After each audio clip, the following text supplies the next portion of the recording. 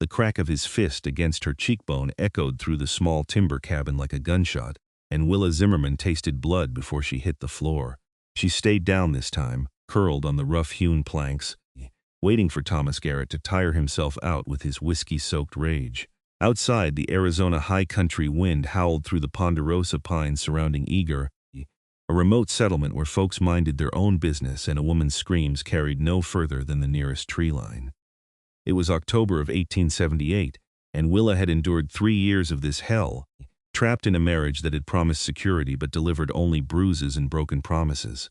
"Get up," Thomas snarled, his boots heavy on the floor. "I said get up and fix my supper." Willa pulled herself to her knees, her dark hair falling loose from its pins, obscuring the purple bloom spreading across her cheek. She was 23 years old and felt ancient, hollowed out from the inside. She had been a mail-order bride, traveling from Missouri to Arizona territory with dreams of adventure and a fresh start after her parents died. Thomas had seemed kind in his letters, a successful timber merchant with a home in the mountains. The reality had revealed itself on their wedding night when he'd shown her the back of his hand for the first time. She stood on shaking legs and moved toward the stove, where a pot of stew simmered. Thomas settled into his chair, already reaching for another bottle. He was a thick-set man of 35, with mean eyes and hands that knew only how to take and break. "Worthless," he muttered, more to himself than to her. "Should have known better than to pay good money for damaged goods." Willa said nothing. She had learned that silence was sometimes the only shield she possessed. She ladled stew into a bowl and placed it before him with steady hands, though everything inside her trembled. As she turned away, his hand shot out and grabbed her wrist, squeezing until she gasped. "Look at me when I'm talking to you." She raised her eyes to his face, keeping her expression blank. This was survival. This was all she had left. "Yes, Thomas." He released her with a shove, and she retreated to the far corner of the cabin, her wrist throbbing. She would not eat tonight. She rarely did when he was home. The stew was for him, and whatever scraps remained would be hers tomorrow, if he allowed it. The next morning dawned cold and bright, frost glittering on the fallen pine needles outside. Thomas had passed out drunk in his chair near midnight, and Willa had covered him with a blanket before retreating to the small loft where she slept. She woke with the sun, as she always did, and climbed down the ladder on silent feet. She needed to fetch water from the creek that ran a quarter-mile from the cabin. It was her favorite chore because it took her outside, away from these suffocating walls. She pulled on her worn cloak and lifted the wooden bucket, stepping out into the crisp mountain air. The walk to the creek was peaceful, the forest alive with the chatter of jays and the rustle of small creatures in the undergrowth. Willa breathed deeply, savoring these moments of freedom. The creek ran clear and cold over smooth stones, and she knelt at its edge, dipping the bucket into the current. "That's quite a bruise you're sporting." The voice startled her so badly she nearly dropped the bucket. She spun around, water sloshing, and found herself staring up at the largest man she had ever seen. He stood perhaps 6.5 feet tall, with shoulders that seemed to span the width of the footpath. His hair was dark brown, worn long to his shoulders, and his face was weathered and strong, with a straight nose and eyes the color of the creek itself, clear gray-green. He wore buckskins and a heavy coat lined with fur, and at his hip hung a hunting knife that looked like it could fell a tree. His arms, visible where his sleeves were rolled despite the cold, were corded with muscle, and his hands looked capable of crushing stone. But it was his expression that caught her, held her. There was no threat in those creek water eyes. Only concern. "I'm sorry," he said, his voice deep and rough like distant thunder. "Didn't mean to frighten you. I'm Phineas Parker. I have a camp about 2 miles north of here." Willa found her voice, though it came out thin and uncertain. "I'm Willa Garrett." His gaze moved deliberately to the bruise on her face, then away, as if he knew his stare would shame her. "That looks painful. I fell," she said automatically. The lie she had told herself and others so many times it felt like truth. Phineas Parker said nothing for a long moment. Then he nodded slowly, though his jaw tightened. "I've been in these mountains 8 years. I know every tree, every animal, every sound the wind makes. I also know the difference between a fall and a fist." Willa's breath caught. No one had ever challenged her lies before. No one had ever looked at her bruises and spoken the truth aloud. "I should go," she whispered, backing away. "Wait." He held up a hand, palm out, a gesture of peace. "I'm not here to cause you trouble. I just want you to know that if you ever need help, my camp is 2 miles north, straight up the creek." There's a lightning-struck pine about halfway, split right down the middle. You'll know it when you see it. Past that you'll find me. Why would you tell me this? The question escaped before she could stop it. Phineas studied her for a moment, and something in his expression made her chest tighten. It was gentle, this giant of a man, his eyes soft with an emotion she could not name. Because every living thing deserves a safe place to run to, he said simply, even if they never take the chance. Before she could respond, he turned and disappeared into the forest, moving with surprising silence for someone so large. Willa stood alone by the creek, her bucket full of water, her mind reeling. She returned to the cabin in a daze. Thomas was awake, already drinking, and he barely acknowledged her presence as she poured the water into their storage barrel. She moved through her morning chores mechanically, but her thoughts kept returning to the mountain man by the creek, to his offer of sanctuary. It was dangerous to even consider it. Thomas would kill her if she tried to leave. He had told her as much many times, his breath hot and sour against her face as he promised that she belonged to him, that she would never escape, that running would only make it worse when he found her. And he would find her. Eager was small, just a handful of families and a general store. Everyone knew everyone's business. Where could she possibly go that he would not follow? But that night, as Thomas struck her again for burning the cornbread, as she felt her lips split and tasted blood once more, she thought of those gray-green eyes and that deep voice telling her that every living thing deserved a safe place to run to. Days passed. Willa saw Phineas Parker twice more, always at a distance. Once, she glimpsed him at the general store in town, purchasing supplies. He was even more imposing in the confined space, his broad shoulders and powerful frame making the small building feel crowded. He met her eyes across the room, gave her the smallest nod, and left without speaking to her. The second time, she was gathering kindling near the cabin when she heard the crack of a rifle shot. Her heart jumped, but then she heard a man's triumphant shout from the direction of town. Someone had made a good kill. When she turned back toward her pile of sticks, she found a haunch of venison wrapped in canvas, placed carefully on a stump at the edge of the clearing. There was no note, no indication of who had left it, but Willa knew. Her hands shook as she carried it inside. Thomas, when he saw it, assumed she had traded for it in town, and he praised her for once, eager for fresh meat. That night, as she cooked the venison, she wondered what kind of man brought food to a stranger, expected nothing in return, and disappeared like smoke. Winter began to settle into the high country in earnest. Snow fell in October, early and heavy, blanketing the ponderosa forest in white. Willa's world contracted to the cabin, the woodpile, and the root cellar. Thomas grew more volatile as the cold set in. Trapped indoors by the weather, his drinking steady and mean, one night in early November he came home from town with blood on his knuckles and fury in his eyes. He had lost money in a card game, money they could not afford to lose, and he blamed Willa for his bad luck, as if she had somehow cursed him from miles away while she tended the cabin. The beating that followed was worse than usual. He used his belt, the leather cracking across her back and shoulders until she could not stand, could not think, could only curl on the floor and try to protect her head.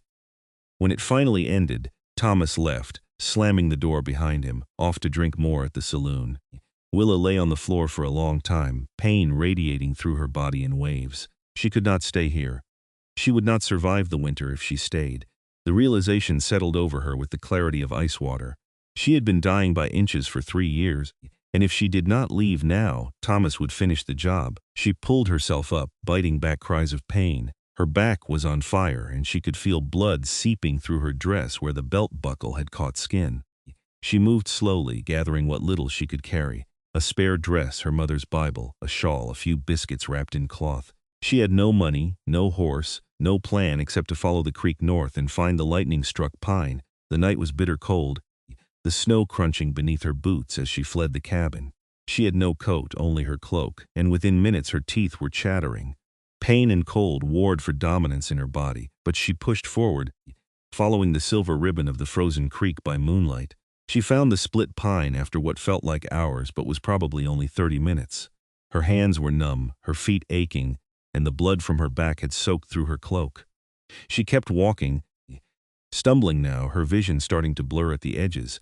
When she finally saw the glow of firelight through the trees, she nearly wept with relief.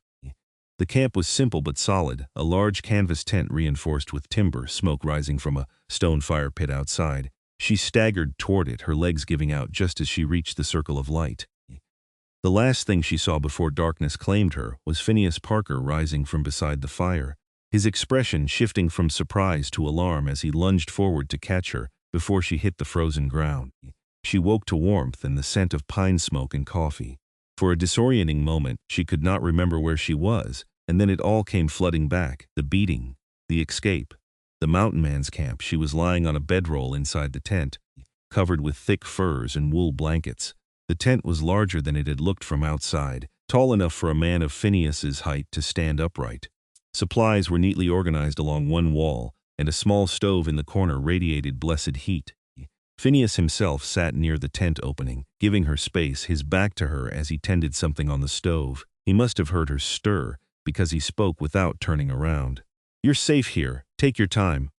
Willa tried to sit up and gasped as pain lanced across her back. Instantly, Phineas turned, his face creased with worry. "Easy," he said, crossing to her in 2 long strides. He knelt beside the bedroll, his movements careful, non-threatening. "Your back is badly hurt. I cleaned the wounds and dressed them, but they need time to heal. I'm sorry. I had to remove your dress to tend them properly. You're wearing one of my shirts now." Willa looked down and saw that she was indeed wearing a massive shirt that hung on her like a dress. Her face burned with embarrassment, but Phineas seemed to sense her distress. "I was a field medic during the war," he said quietly. "I've treated hundreds of wounds. I didn't see anything except what needed tending, and I worked as quickly as I could. I promise you, your modesty is intact." There was such sincerity in his voice that Willa believed him. She nodded, unable to speak past the lump in her throat. "How long have I been here?" she managed finally. "Just through the night. It's morning now." "You walked 2 miles in the snow with those injuries." "That took courage." "It took desperation," Willa corrected, and then, to her horror, tears began to stream down her face. She had not cried through any of Thomas's beatings, had not allowed herself that weakness, but here, in the presence of this gentle stranger, her carefully constructed walls crumbled. Phineas said nothing. He simply sat beside her, his presence solid and calm, and waited while she wept. When the tears finally subsided, he handed her a clean cloth and turned away while she wiped her face. "Are you hungry?" he asked. "I have coffee and biscuits, and some salt pork if you can stomach it." "Coffee would be wonderful," Willa said hoarsely. He poured her a tin cup of strong black coffee, and she wrapped her hands around it, savoring the warmth. Phineas settled back on his heels, watching her with those clear eyes. "Thomas Garrett will come looking for you," he said. It was not a question. Yes, there was no point in denying it. When he does, he'll have to go through me. Phineas's voice was still gentle, but there was steel beneath it now, hard and unyielding. "I want you to understand something, Willa. You're under my protection now. That means something in these mountains. I have a reputation, and men know better than to cross me."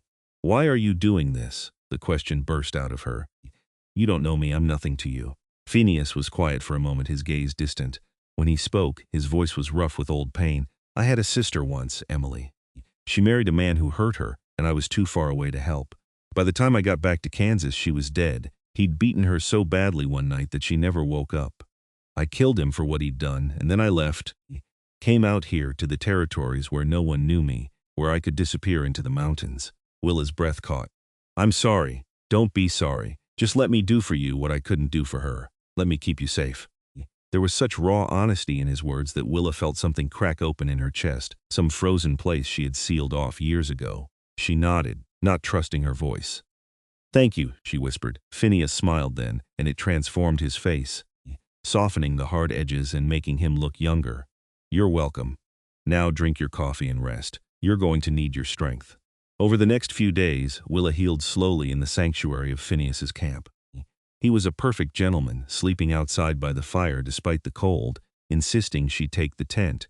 He brought her food, changed her bandages with professional efficiency, and gave her space to process everything that had happened. She learned about him in small pieces, stories shared over coffee as the snow fell softly around them. He was 30 years old, born in Missouri like herself, and had served as a Union medic during the war. He had seen terrible things, lost friends and comrades, and when it was over, he had wanted only peace and solitude. He had come west in 1870, tried his hand at prospecting and ranching, but found his true calling in the mountains. He trapped and hunted, sold furs and meat to the settlements, and lived simply, beholden to no one. "Don't you get lonely?" Willa asked one afternoon as she sat wrapped in blankets near the fire, her back finally healing enough that she could move without agony. Phineas considered the question, his hands busy with a piece of leather he was working into a new pair of gloves. Sometimes, he admitted, but loneliness is better than being surrounded by people and still feeling alone. I had enough of that in the war, in the cities afterward. Here I have the mountains, the animals, the seasons. It's a good life. It sounds peaceful, Willa said wistfully. He looked up at her, his gray-green eyes thoughtful. It could be for you too if you wanted. You could stay here, Willa. I'll build you your own shelter, give you privacy. You don't have to go back to town, back to him. The offer hung in the air between them, precious and terrifying. Willa wanted to say yes immediately, but fear held her tongue. He'll come, she said quietly. Thomas will come, and when he does, there will be violence. I don't want that blood on your hands because of me. Phineas set down his work and leaned forward, his expression intense. Listen to me. The blood would not be on your hands, it would be on his, for every time he raised a fist to you, for every time he made you afraid in your own home. If he comes here looking for trouble, he'll find it, but that's his choice, not yours. You're not responsible for his actions. Willa felt tears prick her eyes again. No one had ever told her that before. She had carried the weight of Thomas's violence like it was her burden to bear, as if she somehow provoked it, deserved it. I'll stay, she whispered. I'm sure. Phineas's smile was warm and real. We'll figure out the rest as we go. Thomas came looking for her exactly 1 week after she fled. Willa was inside the tent, mending one of Phineas's shirts, when she heard the shouting from down the trail. Parker, I know she's here. Send out my wife. Her hands froze, needle poised above fabric. Terror flooded her system, cold and paralyzing. Phineas, who had been out chopping wood, set down his axe and moved to the tent entrance. Stay inside, he said calmly. Don't come out no matter what you hear. Phineas, please, he's dangerous. So am I. His voice was still calm, but there was something in it now that made her believe him. He stepped outside, and she heard his boots crunch through the snow toward the trail. Unable to help herself, Willa crept to the tent entrance and peered out through a gap in the canvas. Thomas stood at the edge of the camp, red-faced and furious, a rifle in his hands. 2 men from town flanked him, looking uncomfortable. Phineas walked toward them slowly, his hands loose at his sides, completely unarmed. Thomas Garrett, Phineas said, his deep voice carrying easily through the cold air. You're on my land. State your business and be quick about it. You know damn well what my business is. You've got my wife in there, and I want her back. The woman in my camp came of her own free will, fleeing violence and abuse. She's under my protection now. Go home, Garrett. Like hell I will. Thomas raised the rifle, pointing it at Phineas. She's my property, bought and paid for, and I'll have her back or I'll have your blood. The 2 men with Thomas shifted uneasily. One of them, a lean man named Samuel that Willa recognized from the general store, spoke up. Thomas, maybe we should just go. This is between you and your wife. And Parker there is known for— Shut up, Sam, Thomas snarled. I didn't bring you along to give advice. Now, Parker, you've got exactly 3 seconds to produce Willa, or I start shooting. Phineas did not move, did not even flinch. You fire that rifle. You'd better make the first shot count, because you won't get a second. Is that a threat? It's a fact. Phineas took another step forward, and despite having no weapon, he suddenly seemed far more dangerous than the man pointing a rifle at him. But I'm not interested in killing you today, Garrett. I'm interested in giving you a choice. You can leave peacefully right now and consider your wife gone from your life. Or we can settle this another way. What other way? Thomas's voice dripped with suspicion. A fair fight. You and me, no weapons, just fists. If you win, you get to speak to Willa, hear from her own mouth what she wants. If I win, you leave and never come back to these mountains. Thomas laughed, a harsh, ugly sound. You think I'm stupid? You're twice my size. Then you should have thought of that before you decided to beat a woman half yours. Phineas shot back, his voice hardening. Those are your options, Garrett. Choose. Willa's heart hammered in her chest. She wanted to scream at Phineas to stop, to not risk himself like this, but she was frozen, unable to move or speak. Thomas lowered the rifle slightly, considering. She could see the calculation in his eyes. He was a brawler, known for his fists in the saloons. He probably thought he had a chance, especially with 2 witnesses to ensure it stayed fair. All right, Thomas said finally. A fight. But when I win, I'm taking her home and you're going to stay out of my business. If you win, Phineas corrected. Which you won't. They moved to a clearing near the camp, Thomas handing his rifle to Samuel.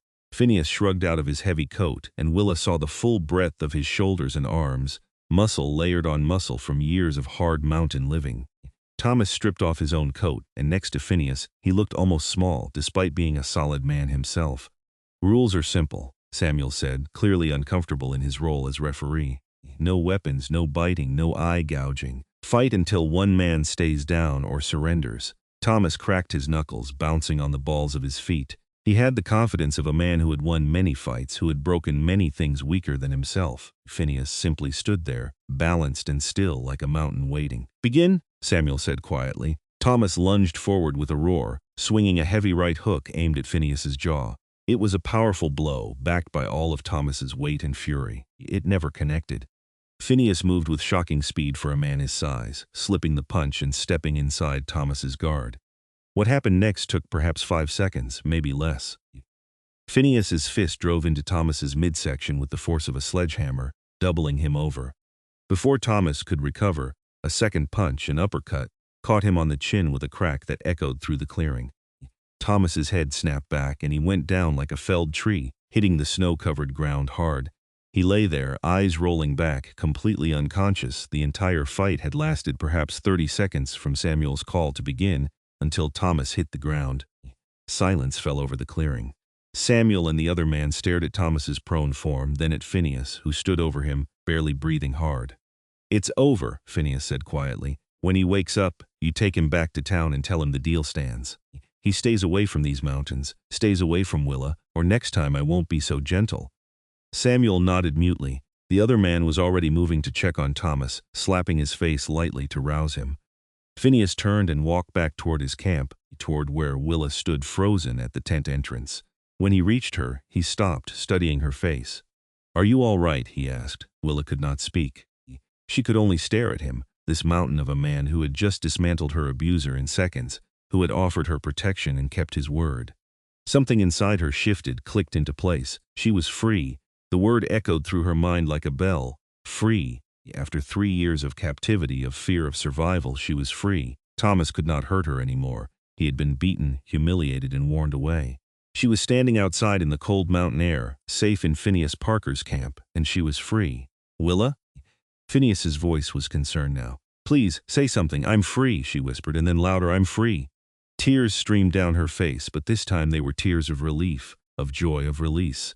Phineas understood. He opened his arms, an invitation, not a demand, and she stepped into them, feeling his strength surround her, protect her.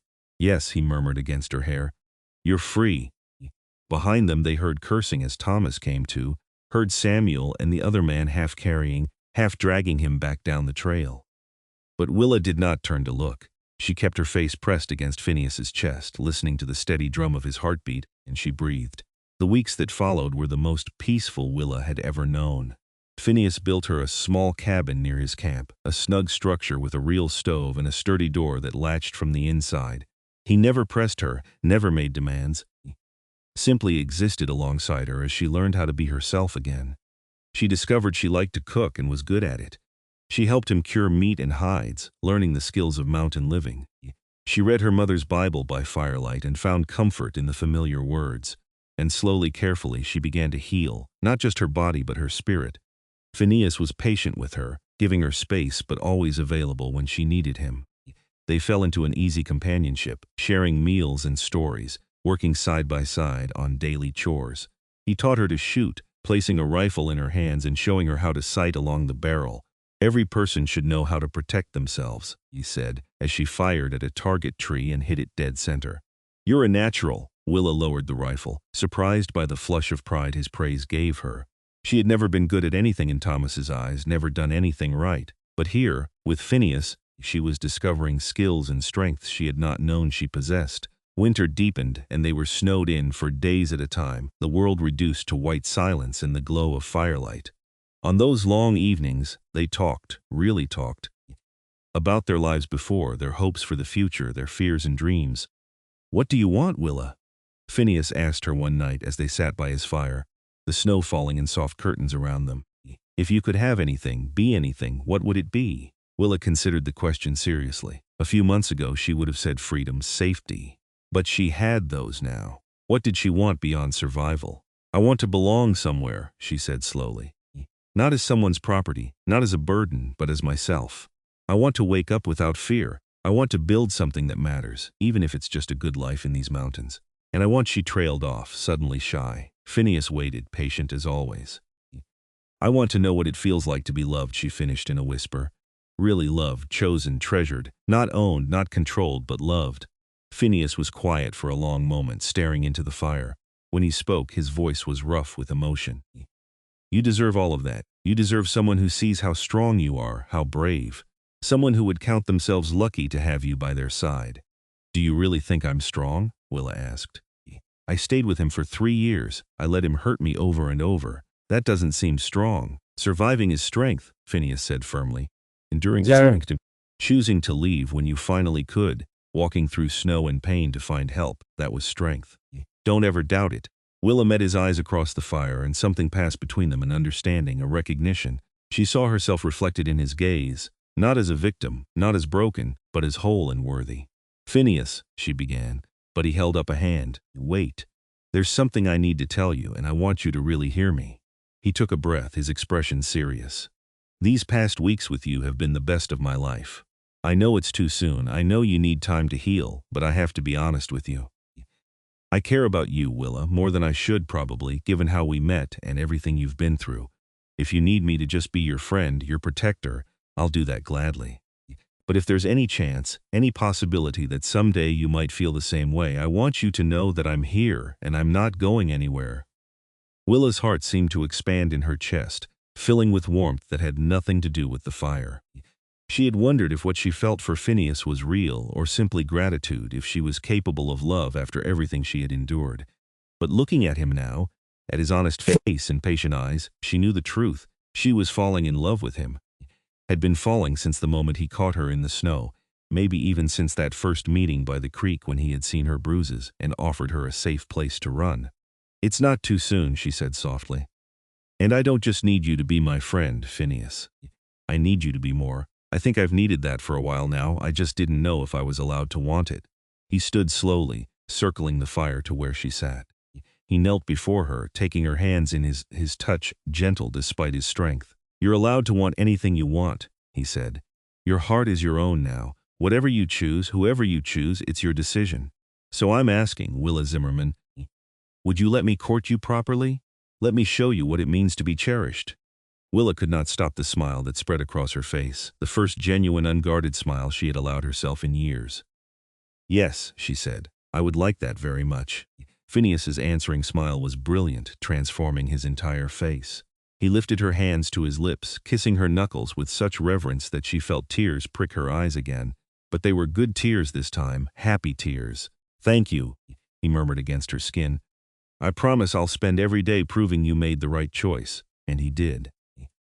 Over the weeks that followed, Phineas courted her with a patience and tenderness that made her fall deeper in love with every passing day. He brought her wildflowers he found growing in protected spots despite the snow, their petals bright against the white landscape. He carved her a set of wooden combs for her hair, the handles decorated with intricate designs. He taught her the names of all the birds that visited their camp, and showed her how to read the tracks in the snow. Most importantly, he asked her permission for everything. Before taking her hand, before sitting close, before touching her face to brush back a strand of hair. He never assumed, never took, always asked. It was a gift beyond measure, this return of her autonomy, and Willa treasured it. One clear, cold afternoon in late December, Phineas took her to a high meadow that overlooked the valley. They could see for miles, the snow-covered mountains stretching to the horizon, the sky impossibly blue overhead. This is my favorite place, he told her as they stood together in the pristine snow. I've never brought anyone else here. It's beautiful, Willa breathed, turning in a slow circle to take it all in. You're beautiful, Phineas said, and when she looked at him, she saw such open adoration in his eyes that her breath caught. I want to kiss you, he said quietly. If you'll let me. Willa's pulse quickened. She had never been kissed with affection, only possession. The idea both excited and terrified her. But this was Phineas, her mountain man, her protector and friend and love. She trusted him completely. Yes, she whispered. He stepped closer, his hands coming up to frame her face with infinite gentleness. He paused, giving her time to change her mind, and when she did not pull away, he lowered his mouth to hers. The kiss was soft, sweet, reverent. He tasted like pine and coffee and something uniquely him, and Willa felt it all the way to her toes. Her hands came up to rest on his chest, feeling the solid warmth of him beneath her palms, and she kissed him back, pouring all of her gratitude and affection and love into that simple touch. When they finally parted, both breathing hard, Phineas rested his forehead against hers. "I love you," he said simply. "I know I should probably wait to say it, but I can't hold it in anymore. I love you, Willa, and I want to spend my life making you happy." Joy exploded in Willa's chest, bright and warm and real. "I love you too," she said, laughing through sudden tears. "I love you so much, Phineas Parker." He swept her up into his arms, spinning her around in the snow, both of them laughing like children. When he set her down, he kissed her again, deeper this time, and Willa felt the last frozen pieces of her heart thaw in the warmth of his love. They were married in Eager on a bright day in March of 1879, when the snow had finally melted and the first green shoots were pushing through the earth. It was a small ceremony at the church, attended by the few townspeople who had befriended them and wanted to wish them well. Samuel was there, having apologized profusely to Willa for his part in accompanying Thomas that day. She had forgiven him, understanding that he had simply been trying to keep the peace. He shook Phineas's hand heartily and told Willa she looked radiant in her simple dress. Thomas Garrett was notably absent, having left Arizona Territory entirely after word spread about his humiliating defeat. Willa had signed papers legally dissolving their marriage on the grounds of cruelty and abandonment, and she was free in every sense of the word. When the preacher pronounced them husband and wife, Phineas kissed her like she was precious, and Willa knew she had finally found her home. They returned to the mountains, to Phineas's camp, and the little cabin he had built her, which was now theirs together. Phineas had expanded it over the winter, adding a bedroom and a proper kitchen, making it a true home. That first night as his wife, Willa was nervous. Her only experiences with intimacy had been with Thomas, and they had been painful, degrading experiences that she had endured rather than enjoyed. Phineas seemed to sense her anxiety, because he took her hands and led her to sit beside him on the bed. "We don't have to do anything tonight," he said gently. "We have all the time in the world. I just want to hold you, if that's all right." Willa felt tears of relief and love prick her eyes. "I want to," she said honestly. "I want to be close to you in every way. I'm just afraid it will be like before." "It won't be," Phineas promised, "because I love you and I will never hurt you. We'll go slow, and if you want to stop at any point, we stop. Your comfort and happiness are all that matter to me." And true to his word, he was infinitely patient and gentle, showing her what intimacy could be when it was built on love and trust rather than control.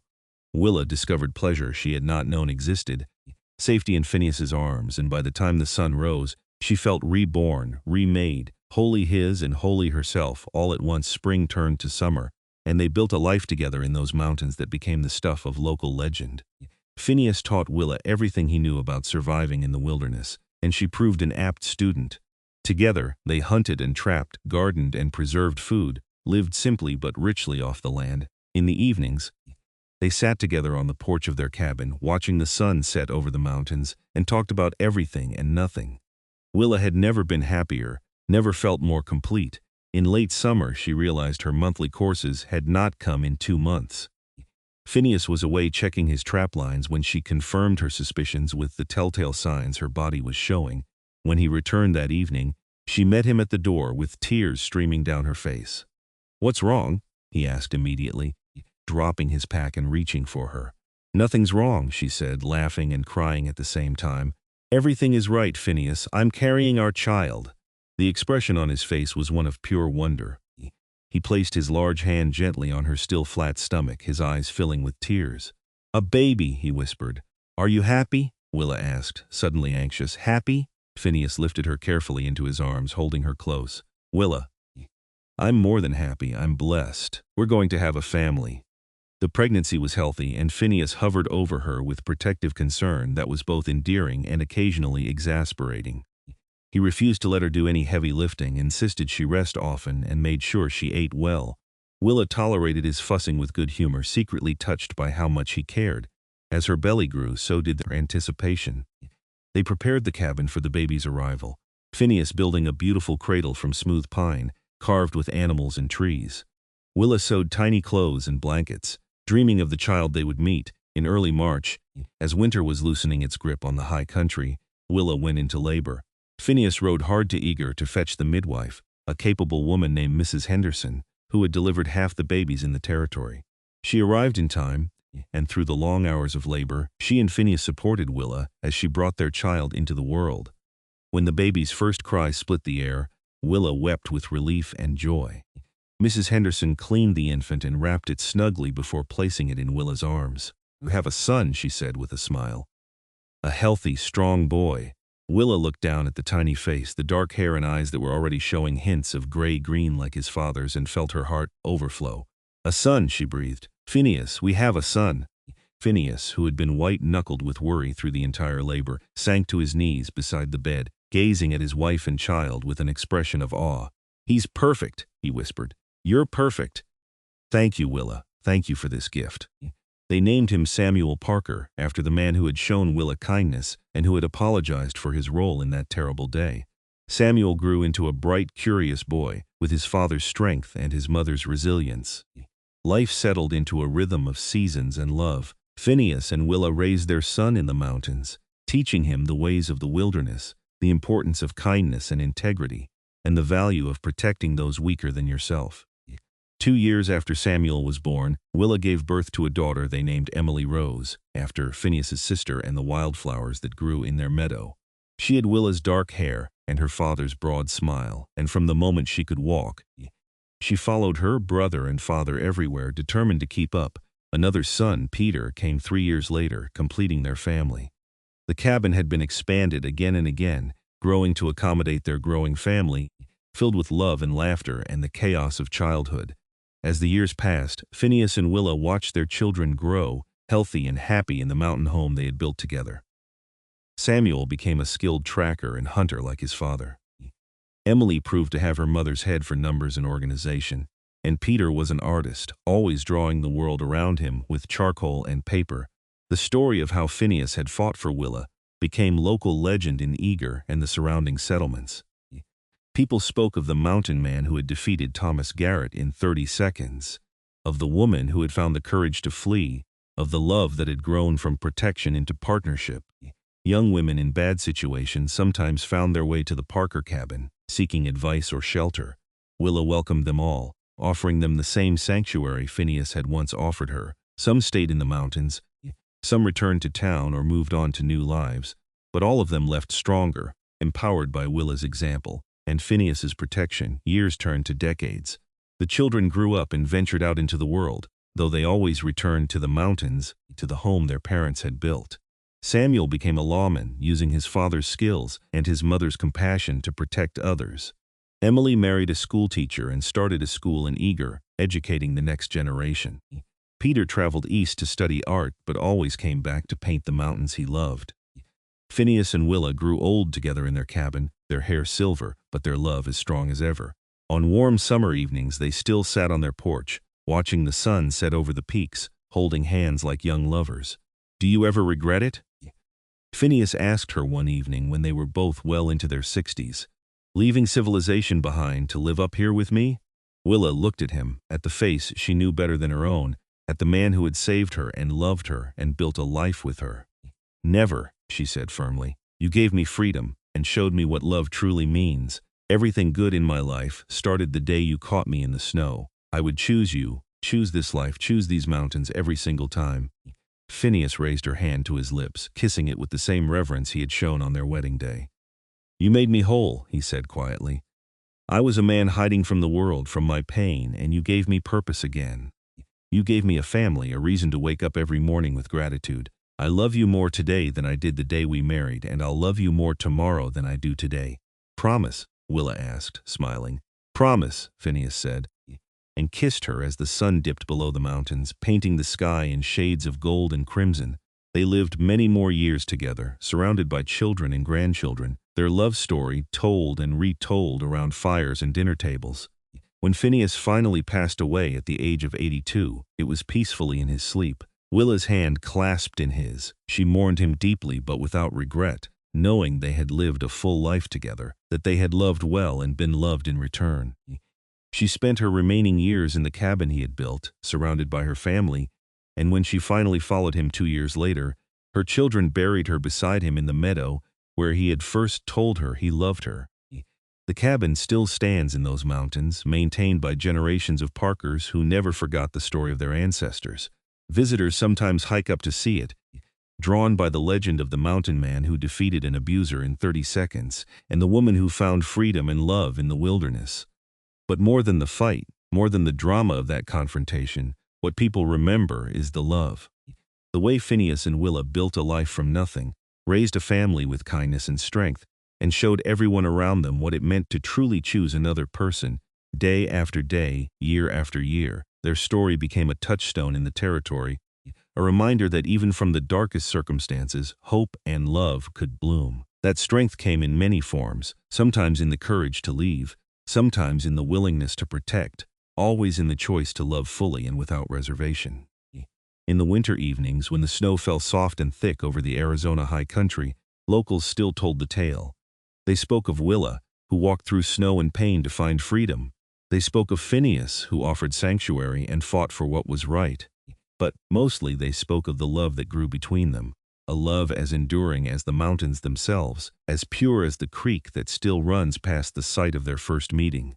And somewhere in those mountains, in the whisper of wind through ponderosa pines and the call of jays at dawn, the spirit of that love lives on, a testament to the power of choosing courage over fear, freedom over bondage, and love over everything else. The fight may have lasted only 30 seconds, but the love it protected lasted a lifetime and beyond, echoing through generations, a beacon for anyone still searching for their own safe place to run to, their own mountain to call home, their own love that sees them, protects them, and sets them free. And that, in the end, is what matters most. Not the violence that ended, but the love that began. Not the 30 seconds of confrontation, but the 50 years of devotion that followed. Not the dramatic rescue, but the quiet daily choice to cherish and be cherished in return. Willa had found her freedom in those mountains, but more than that, she had found herself. She had discovered her strength, her resilience, her capacity for joy and love. She had built a life worth living and raised children who knew only kindness and respect from their father, breaking the cycle of violence that could have continued. And Phineas had found his purpose, his peace, his reason for coming down from the mountain and joining humanity again. In protecting Willa, he had honored his sister's memory and reclaimed his own soul from the darkness of guilt and grief. Together, they had created something beautiful from the ashes of trauma, something lasting from a moment of courage. They had proven that it was never too late to start over, never too late to choose differently, never too late to love. Their grandchildren told the story to their children and those children to theirs. The details might have blurred over time, the particulars changing with each telling, but the heart of it remained true. A woman in danger, a man who helped, a fight that changed everything, a love that lasted forever. The cabin became a place of pilgrimage for those seeking hope. Women who had left bad situations came to see where Willa had rebuilt her life. Men who wanted to be better came to learn from Phineas's example. Families came to remember that love, real love, looked like protection and partnership, not possession and pain. The town of Eager grew and changed over the decades, became more civilized, more connected to the wider world. But the story of Phineas and Willa Parker remained constant, a piece of local heritage as important as any historical marker or preserved building. In the small church where they had married, a plaque was eventually erected in their honor, not for the fight but for the life they had built afterward. It read simply, Phineas and Willa Parker, married March 1879, loved well and lived better, showed us all the meaning of devotion. Their descendants remained in the area, carrying on the legacy of strength and compassion their ancestors had embodied. The Parker name became synonymous with integrity and kindness in that part of Arizona, and young people of each generation aspired to live up to the example set so many years before. As the 19th century gave way to the 20th, as automobiles replaced horses and electricity-lit homes that had once relied on candles and firelight, the story of Phineas and Willa remained relevant. Because the themes at its heart, courage and redemption and love, were timeless. The details might have been specific to the Wild West, to a particular time and place, but the truth of it transcended era and location. Every person who has suffered deserves a chance at freedom. Every person who has been broken deserves a chance to heal. Every person who has loved badly deserves a chance to love well. These were the lessons the Parkers taught. not through preaching but through living. The mountain where they built their home remained largely unspoiled, protected by their descendants who understood the value of wild places. The creek where they first met still ran clear and cold, a ribbon of silver through the forest. The meadow where Phineas first kissed Willa and later proposed, and where they were eventually buried, became a sacred spot, marked with simple stones that bore their names and the dates that bracketed their extraordinary life together. Hikers who found the meadow often reported feeling a sense of peace there, as if the love that had been declared and consummated in that place had somehow seeped into the earth itself, making it holy ground. Some claimed to see a tall figure in buckskin standing at the edge of the trees, or a woman in a long dress sitting in the wildflowers, but these were likely just tricks of light and shadow, wishful thinking from people who wanted to believe the story so badly they saw it manifested. Or maybe, just maybe, some small part of Phineas and Willa remained, unwilling to leave the place where they had been so happy, where they had created such beauty from such pain. The fight itself, that 30-second confrontation that changed everything, was analyzed and discussed for generations. Barroom philosophers debated whether Phineas had been right to offer violence as a solution, whether Thomas Garrett might have been rehabilitated instead of driven away. But those who had known Willa, who had seen her bruises and heard her fear, had no doubt that Phineas had done the right thing. Some men understood only strength. Some situations required a protector, and while the ideal would be a world where such protectors were unnecessary, where no woman ever needed rescuing from the man who claimed to love her, that world did not exist in 1878 and would not exist for a long time, if ever. What Phineas had offered Willa was not just protection but choice. He had removed the threat that kept her imprisoned and then given her the freedom to decide her own future. He had not assumed she would fall in love with him, had not demanded anything in return for his help. He had simply offered sanctuary, and everything that followed grew organically from mutual respect and genuine affection. This was what made their story so powerful, so enduring. It was not a tale of domination or possession disguised as romance. It was a genuine love story between two equals, two people who chose each other freely and built something beautiful together. Willa had agency in their relationship from the beginning. Phineas had asked permission for everything, had given her space to heal, had courted her with patience and respect. He had used his strength not to control her but to protect her right to self-determination. And Willa had chosen him, not from gratitude or necessity, but from genuine love and admiration. Their children grew up seeing this example, understanding that love was a partnership between equals, that strength and gentleness were not contradictory, that protection and respect went hand in hand. They carried these lessons into their own relationships and taught them to their children in turn. The ripple effects of that 130-second fight extended far beyond Phineas and Willa. How many women found the courage to leave bad situations because of their example? How many men learned to be better partners by hearing about Phineas's patience and respect? How many children grew up in safer homes because their parents had internalized the lessons of the Parker story? There was no way to quantify it, but the impact was real. The story spread beyond Eager, carried by travelers and journalists, romanticized in dime novels and later in films. The details were often changed, sensationalized, but the core remained, and each telling planted seeds of possibility in the minds of those who heard it. By the time the 20th century was well underway, Phineas and Willa Parker had become almost mythological figures, larger than life, their true story obscured by legend. But their descendants kept the truth alive, preserving letters and diaries, photographs and artifacts, so that anyone who truly wanted to know could discover the real people behind the myth. And the truth was even better than the legend. The letters revealed Phineas's humor and tenderness, his deep love for his wife and children, his continued commitment to helping those in need. Willa's diaries showed her growth from traumatized victim to confident woman, her increasing skill and knowledge, her deep contentment with the life she had built. One particular diary entry, written on their 25th wedding anniversary, captured the essence of their relationship perfectly. 25 years married to Phineas today. We celebrated quietly, just the two of us, as the children are all away at present. He gave me a necklace he had made himself, stones from the creek where we met, polished smooth and strung on a silver chain. I gave him a new coat I had sewn, lined with fur. But the real gifts we gave each other were the same gifts we give every day: trust, respect, love, partnership. I am not the same woman who fled through the snow all those years ago. He helped me become who I was always meant to be. And I like to think I did the same for him. We built this life together, stone by stone, choice by choice, day by day, and I would not change a single moment of it. This entry, more than any dramatic retelling of the fight, more than any embellished tale of mountain romance, captured what their relationship truly meant. It was the daily choosing, the consistent showing up, the building of a life together that mattered. The fight was important, certainly. It was the moment that made everything else possible, but it was not the story itself. The story was in all the years that followed, in the cabin built and expanded, in the children raised, in the hands held on 1,000 evening, in the quiet companionship of two people who knew they had found something precious and guarded it carefully. As decades passed and the world changed in ways Phineas and Willa could never have imagined, their story remained a constant, a touchstone, a reminder of what was possible when courage and compassion came together. The Wild West they had known faded into history, but the love they had shared transcended time.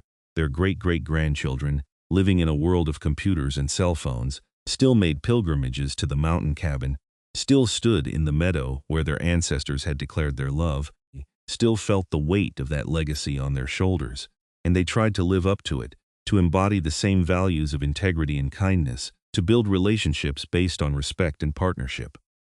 The story of Phineas and Willa Parker was ultimately a simple one.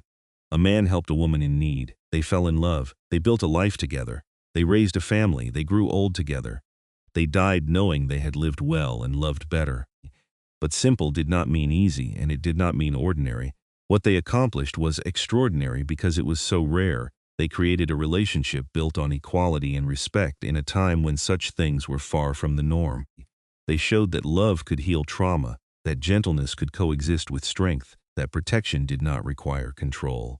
And most importantly, they proved that it was never too late to start over, never too late to choose freedom, never too late to find the love you deserve. Willa could have stayed with Thomas, could have believed his promises that he would change, could have convinced herself that this was the best she could hope for. But she chose differently. She chose to risk the unknown rather than accept continued abuse. She chose herself, perhaps for the first time in her life.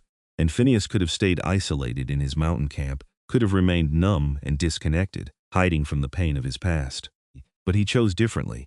He chose to help a stranger, to risk himself for someone else's safety, to open his heart again despite the fear of loss. Both of them made brave choices, and those choices rippled outward. Touching countless lives over the course of more than a century, the cabin stood as a monument to those choices, to the power of deciding differently, of choosing courage over complacency, love over fear. And as long as it stood, as long as the story was told, there was hope for anyone trapped in darkness. That light existed, that escape was possible, that love could be found even in the most unlikely places. This was the legacy of Phineas and Willa Parker. Not the fight that lasted 30 seconds, but the love that lasted a lifetime. Not the dramatic rescue, but the quiet building of a beautiful life together. Not the legend, but the truth, which was better than any fiction. They had lived and loved in the wild mountains of Arizona Territory, raised a family, protected the vulnerable, and shown everyone around them what true partnership looked like. And when they were gone, they left behind not just descendants and stories, but a blueprint for how to live with integrity, how to love with respect, how to be brave enough to choose differently. In the end, that was their greatest gift to the world. The example they set, the possibility they proved existed, the hope they embodied. That no matter how dark the night, dawn always came. That no matter how difficult the circumstances, choice remained. That no matter how deep the wounds, healing was possible. And that love, real love, built on respect and choice and daily commitment, was worth fighting for, worth running through snow for, worth building a life around. It was the greatest adventure, the truest treasure, the most important legacy anyone could leave. This was the story of mountain man Phineas Parker and Willa Zimmerman Parker, who found each other in the wilderness and built a love that lasted forever, inspiring generations with their courage, their compassion, and their unwavering commitment to choosing each other, day after day after day, until the very end and beyond.